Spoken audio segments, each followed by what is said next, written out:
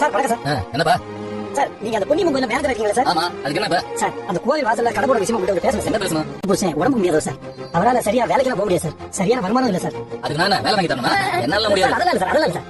என் தங்கச்சி பொன்னியம்மன் கோயில் வெளியில பூ கடை வைக்கணும்னு சொல்லியிருக்கு. ஓஹோ, அப்படியா? இப்ப பூ விக்கிறவங்க கிட்ட பூ கட்டி கொடுத்துட்டு இருக்கா சார். அதுல பெருசா குழப்பம் வரல சார்.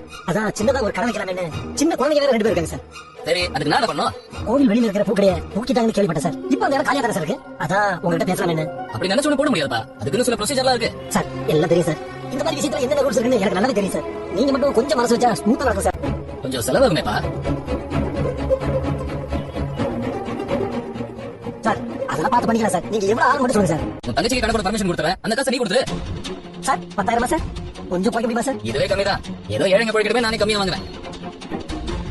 சார் உங்க நல்ல மனசு புரியுது சார். இருந்தாலும் கொஞ்சம். அதான்ப்பா சொல்றேன்ல, ஒரு அம்மா காசு தர ரெடியா இருக்காங்க. கடையை போட்டா ஒரு நாளைக்கு 500 1000 சம்பாதிக்க போறேன்.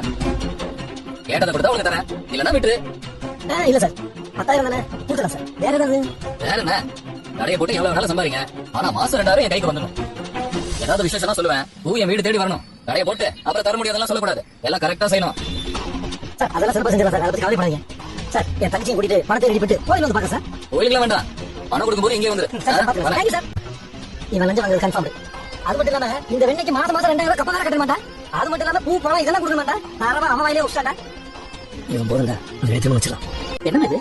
எங்க கடையை இங்க இருந்து எடுத்துட்டாங்கல்ல சாமி, அது திரும்ப வாங்குறதுக்கு இந்த கடையில கெட்டு போன பொருள் எல்லாம் ஏதோ வைக்கலன்னு நிரூபிக்கணும். அதுக்காக தான் நம்ம கோயிலுக்கு வழக்கமா எல்லா கிட்ட கையெழுத்து வாங்கிட்டு இருக்கேன். நல்லதுமா, உங்க கடையை இப்படி அநியாயமா எடுத்துட்டாங்க. பல வருஷமா உங்க கடையில தான் பூ மணியை வாங்குறோம். ஒரு பூ கூட வாங்கினது கிடையாது.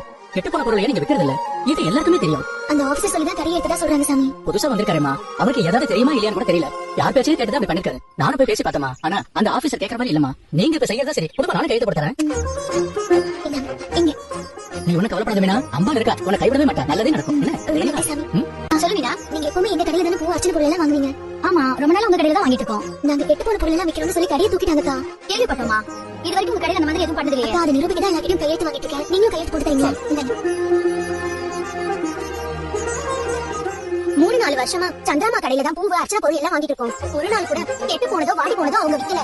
அவங்க அப்பா இருந்தப்ப அந்த கரும்பு மிஷின்ல நாள் முழுக்க நின்று வேலை செய்வாரு. எல்லார்கிட்டயும் நல்லா பேசி பழகுவாரு. தேங்க்யூக்கா. அக்கா நீங்க சொல்லுங்க. அவங்களால யாருக்கும் எந்த கெடுதலும் வந்தது இல்ல. யாரோ போய் சொல்லி உங்க கடையை எடுத்து வச்சிட்டாங்க. சம்பந்தப்பட்ட அதிகாரிங்க விசாரிச்சு கடையை கொடுத்துருங்க. சரி, தேங்க்யூக்கா. ரொம்ப தேங்க்ஸ்க்கா.